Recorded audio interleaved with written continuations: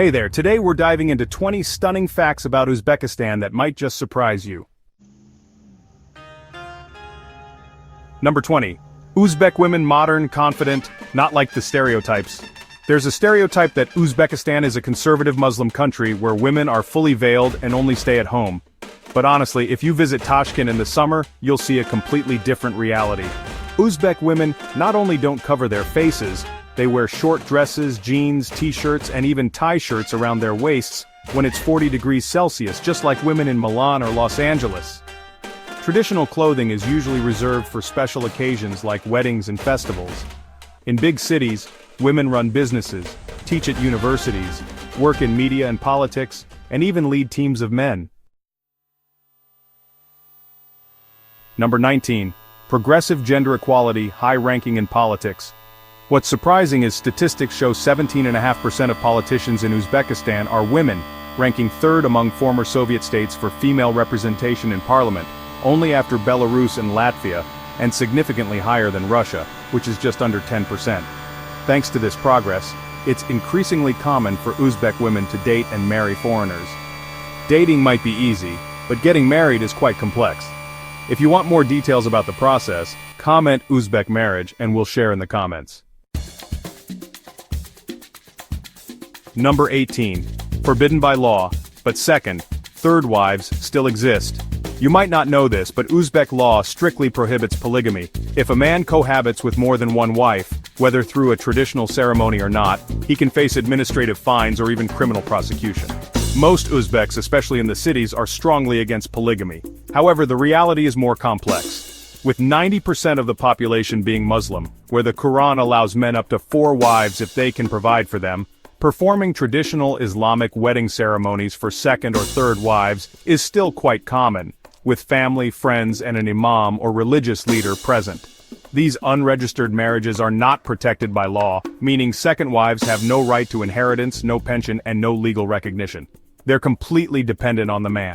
Despite this, many women, especially older, divorced, or widowed women, still agree to be a second wife for economic or social reasons, believing it's better than living alone in a society that values marriage. What do you think about this issue? Comment polygamy and share your thoughts. Number 17. The double landlocked country, rarest on the planet. So, nestled in the heart of Central Asia, Uzbekistan is a landlocked country. But honestly, that's not even the most special thing about it. Uzbekistan is one of only 2 countries in the entire world, along with tiny Liechtenstein, that are considered double landlocked. This means not only does it have no coastline itself, but all of its neighboring countries are also landlocked. To actually reach the sea, you would have to cross at least 2 national borders. Just try to imagine how difficult that is. With an area of about 173,000 square miles, or approximately 447,000 square kilometers, which is roughly the size of the US state of California, Uzbekistan is the 3rd largest country in Central Asia, and it's home to countless wonders and mysteries. Number 16. The most populous country in Central Asia. The name Uzbekistan actually means land of the Uzbeks, which is the ethnic group that makes up over 80% of the population. With over 35 million people, Uzbekistan is not only the most populous country in Central Asia, but also a country with a young population and, honestly, a lot of great potential. Number 15. The astonishing literacy rate. What's even more impressive is that Uzbekistan boasts a nearly perfect literacy rate, 99%. This rate is equal to, or even higher than, many leading developed countries. It's really a testament to the investment in education and the value placed on knowledge by the people here. Uzbek is the official language, but Russian is also very widely used, especially in big cities, thanks to its Soviet legacy. Number 14. The extreme climate, but it produces something wonderful. Statistics show that Uzbekistan gets up to 265 sunny days each year. However, the weather isn't exactly pleasant all year round. Summers can be, well, scorching hot, peaking at 113 degrees Fahrenheit, or 45 degrees Celsius, while winters are bone-chilling, sometimes dropping below -4 degrees Fahrenheit, or -20 degrees Celsius. Interestingly, this very harsh climate is actually the secret to creating one of the best fruits in the world. Number 13. The sweetest melons on the planet. Yes, it's actually those scorching hot summers and freezing cold winters that make Uzbekistan famous for its incredibly sweet, juicy, and fragrant melons. Locals are really proud that their melons are second to none, and that's why you'll see melons sold everywhere in the summer. There's even a melon festival in some regions. So, have you ever tried Uzbek melons? If you have, comment sweet melon below to let us know. Number 12. The heart of the legendary Silk Road. Uzbekistan was once a bustling center of the ancient Silk Road, a crossroads where merchants, explorers, mathematicians, and astronomers from all over, from Europe to China, had to pass through. Cities like Samarkand, Bukhara, and Khiva are not just names in history books, they still exist with stunning ancient architecture. Number 11. UNESCO World Heritage Sites, timeless architectural masterpieces. Linked to the Silk Road, Uzbekistan boasts many sites recognized by UNESCO as World Heritage Sites. Registan Square in Samarkand with its magnificent madrasas, the historic center of Bukhara with over 2,000 years of history, and the almost perfectly preserved old town of Ichankala in Khiva. These are places where you'll feel like you're stepping back in time to the golden age of Central Asia. It's hard to believe these structures still stand after hundreds of years, isn't it?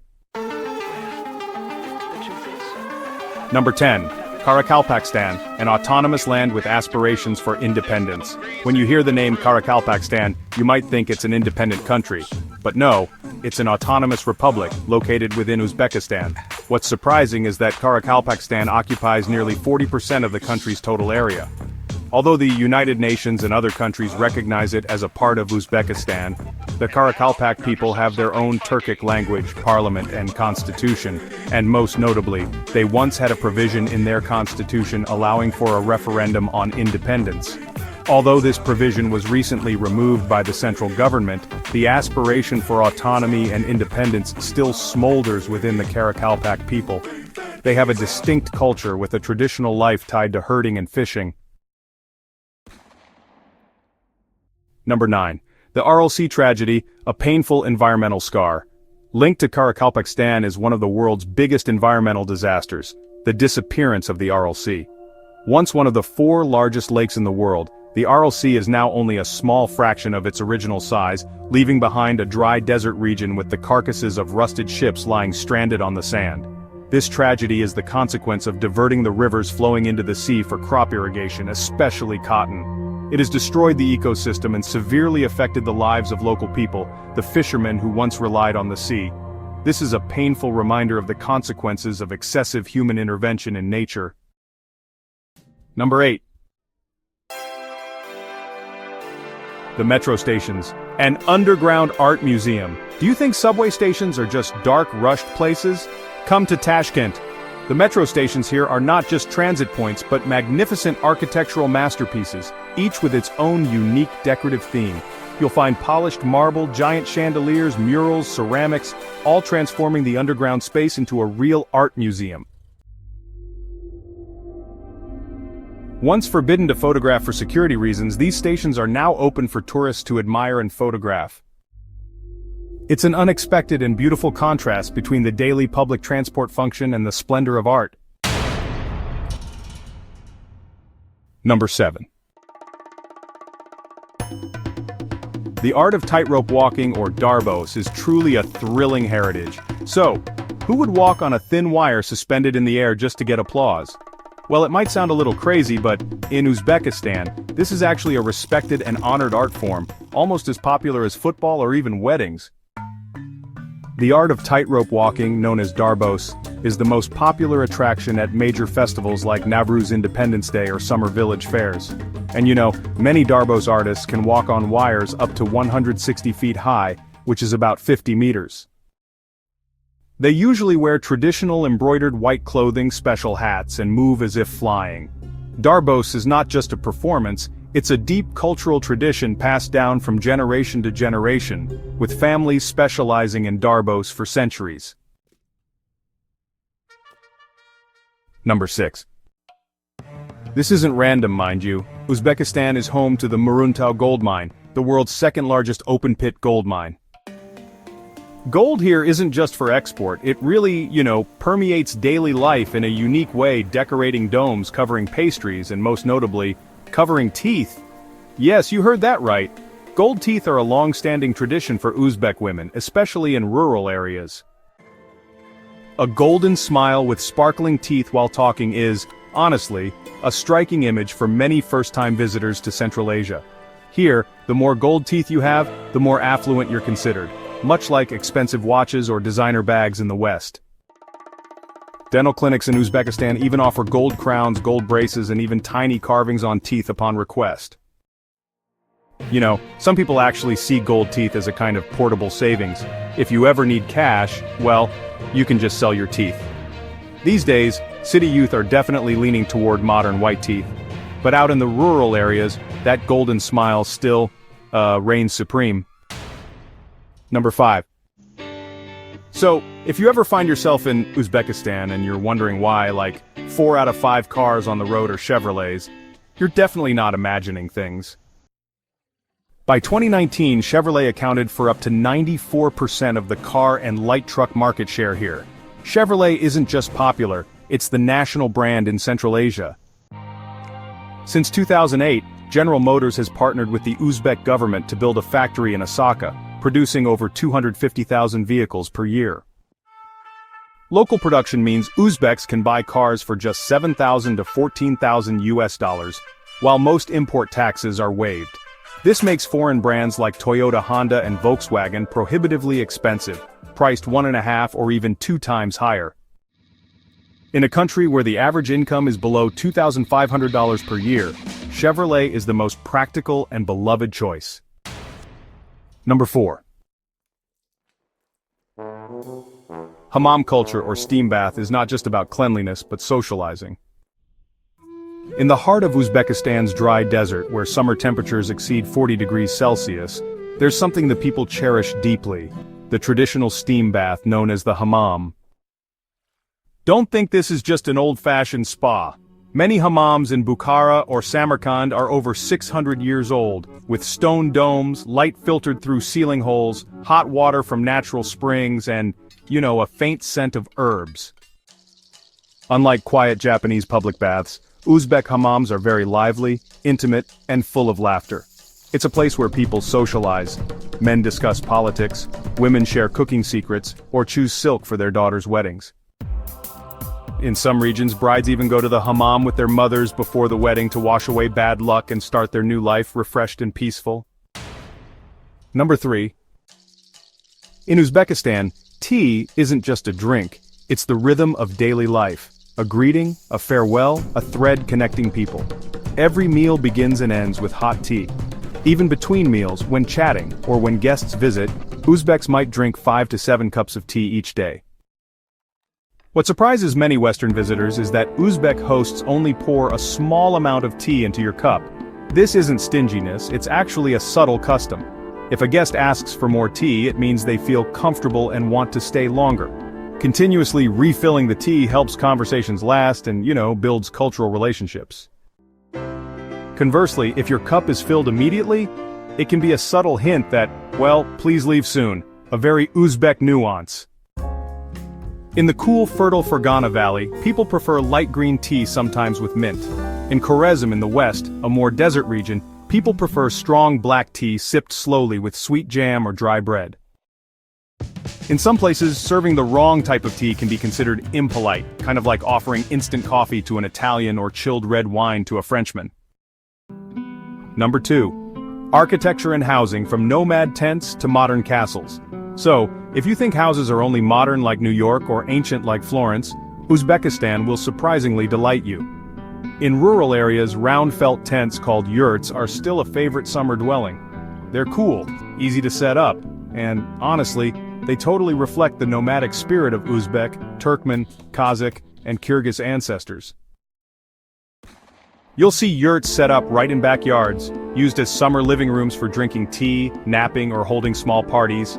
Practical yet nostalgic. In cities like Tashkent or Samarkand, the architecture is different but also unique. Since Uzbekistan is prone to earthquakes, people don't build skyscrapers like in Dubai or Tokyo. The tallest buildings are usually only about 4 to 5 stories, designed to withstand tremors. This not only ensures safety but also keeps the city landscape open and not suffocating like many Asian cities. Besides that, the imprint of Soviet architecture is also quite clear, with large administrative buildings and old-style apartment blocks, creating a multi-layered urban historical picture. And if you think only the West has fairy tale castles, visit the wealthy residential areas in Uzbekistan. Number 1. The cost of living in Uzbekistan, where your money goes far. This is the truth that might make you want to pack your bags and leave immediately. The cost of living in Uzbekistan is among the lowest in the world, especially compared to US or European standards. Here, you can enjoy a comfortable life for the price of just one dinner in New York every day. For example, a meal at a local restaurant is only about $3 to $5. A fancy Western-style meal is only $10 to $15. And get this, a cappuccino is just $1.50, which is way cheaper than $5 at Starbucks in LA. Rent is also unbelievably cheap. A one-bedroom apartment in downtown Tashkent is about $250 to $400 per month, and outside the center just $150 to $250. Utility costs like electricity, water, internet, and gas for a medium-sized apartment are only about $40 to $60 a month, and high-speed internet is just $10 to $15 a month. So, when it comes to getting around, a bus or metro ticket is just 15 to 20 cents per ride. Taxis within the city, they're usually no more than $2 to $4 for a decent ride, which is honestly pretty affordable. And if you decide to rent a car, gas is super cheap here, about $2 per gallon, nearly half the price you'd pay in the United States. The total monthly cost of living comfortably for one person in Tashkent typically ranges from $500 to $700. With these costs, Uzbekistan is really becoming an attractive destination for retirees, freelancers, or digital nomads from the West who want to live well and save money. The upper class here often build what you might call Central Asian legendary villas, but with a slight European twist. Think marble walls, decorated domes, fountains, and get this, even gold-plated gates. So, with all these numbers in mind, do you think Uzbekistan is a place you'd want to visit or maybe even move to? If yes, comment 1 below, and if no, comment 0. Wow, so here are 20 facts about Uzbekistan that you might have never heard before. We've explored everything from its unique geography, special culture, glorious history, to even some shocking social issues and the cost of living. Uzbekistan truly is a hidden gem of Central Asia, full of surprises and fascinating things. Thank you for exploring this beautiful land with me until the very last moment. I really hope this information has made you even more curious about Uzbekistan. If you found this video interesting, don't forget to like and share it with your friends. That helps our channel a lot, and if you haven't subscribed yet, do it now, and turn on notifications so you don't miss exploring other wonders around the world with us. Do you have any questions about Uzbekistan? Or maybe you want us to explore which country next? Let us know in the comments. See you in the next videos. Have a great day.